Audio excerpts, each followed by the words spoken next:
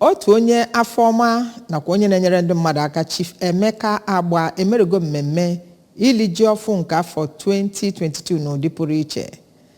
Ya bụ ihe mmemme ili ji ọfụ ya ka o were ọnọdụ na be ha bụ Akpụ, Kasim obodo Orumba South. Ọ dọtara ndị enyi, ndị ikwu na ibe nakwa ndị oyi bụ ndị si ebe dịgasị iche iche wee bịa. Ọdịnaka Nwolisa nọ ebe a ma wenetara anyị ozi a. Ya bụ mmemme ịwa ji bụ nke eji ofufe nru wee bido ka were ọnọdụ na St. Matthew's Catholic Church Akpụ, bụ iji kelee Chineke maka afọ ọma ya na obi ofufu ya ime ka anyị dị ndụ wee wepụta ihe a kọrọ n'ugbo.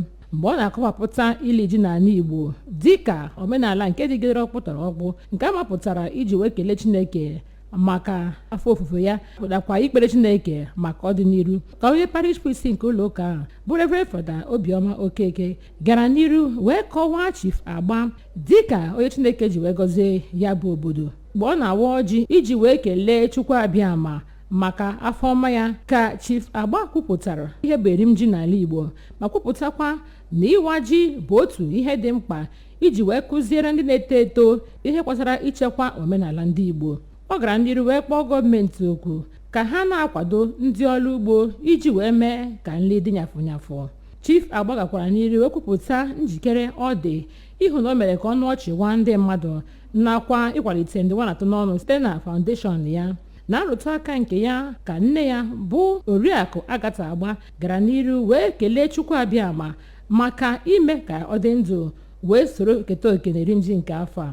Mgbe ọ na-agọrọ ya bụ Chief Agba ọfọ ọganiru maka ama dị iche iche nke ọ na-emepụta iji kwalite obibi ndụ ndị mmadụ, ka otu onye kabinet chief bụ Chief Alexander Okoli gara n'iru wee too ya maka mbọ ọ na-agba na mkpalite nke o nwere ịdị na-enyere ndị mmadụ aka tụmadụ ndị nwanatụ n'ọnụ. Ọtụtụ ndị ọyị ya bụ ndị si ebe dị iche iche bụ ebe nọnyere ya maka ya bụ erim ji, bụ nke gụnyere injinia Adịndụ Okwudele nakwa Honorable Obumneme Ọfọma gara n'iru wee kọwaa na erim ji n'ala Igbo bụ nke na-enye aka ịkwalite udo ịdị n'otu n'ebe obodo n'obodo dị. N'okwu ọ gwara ABS ka otu onye ritere uru na ya bụ nkesa nke Chief Agba na-ekesa bụ Oriakụ Nwanneka Nwafọ gara n'iru wee gụpụtagasịa ihe ọnwa dị iche iche ka ya bụ foundation megoro ndị nwanatụ n'ọnụ wee yọọ Chineke amara n'isi ya bụ nwa amadi a. Ihe pụtara ihe na ya bụ mmemme bụ ịwa ji, iri ihe bụ ji nakwa mmọnwụ dị iche iche nke gbara iji wee mee ndị mmadụ obi ụtọ.